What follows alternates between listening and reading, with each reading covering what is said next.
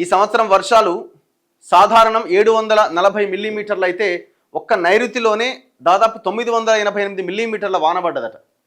దంచి కొట్టిన వానలు 4 నెలల్లోనే వార్షిక సగటు కన్నా ఎక్కువ. అంటే సంవత్సరం అంతా పడాల్సిన వాన 4 నెలల్లో పడిపోయిందట, అంతకంటే ఎక్కువ పడ్డది. ఏడాది సాధారణ వర్షపాతం 923 మిల్లీమీటర్లు. ఇంకా నిష్క్రమించని ఋతుపవనాలు 2 వారాల్లో తిరిగి వస్తాయి. శాస్త్రవేత్తలు బంగాళాఖాతంలో వాయుగుండం, నేడు రేపు రాష్ట్రంలో తేలికపాటి వర్షాలు పడతాయట. జల విద్యుత్ ఉత్పత్తిలో కూడా రికార్డులు. 2 నెలల్లోనే 4062 మిలియన్ యూనిట్లు. సాగర్లో ఏడాది లక్ష్యం ఇప్పటికే చేరుకున్నదట. సో పవర్ ఇది కూడా పెరిగిందట వర్షాలు బాగా పడడంతో.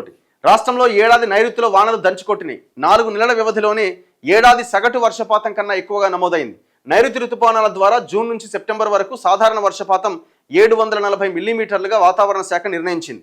వార్షిక సగటు వర్షపాతం 923 మిల్లీమీటర్లు ఉంటుందని తెలిపింది. అయితే నైరుతిలోనే ఏకంగా 988 మిల్లీమీటర్ల వర్షం పడ్డది. ఇది నైరుతి ఋతుపవనాల సగటుతో పోలిస్తే 247 మిల్లీమీటర్ల వర్షం అధికం. వార్షిక సగటుతో పోలిస్తే 64.5 మిల్లీమీటర్లు అధికంగా పడ్డది. జూన్ 1వ తేదీన మొదలైన వానాకాలం సీజన్ సెప్టెంబర్ 30తో ముగిసింది. కానీ ఇంకా ఋతుపవనాలు పోలేదట. అండ్ దట్టు బంగాళాఖాతంలో మళ్ళీ వాయుగుండం ఉందట.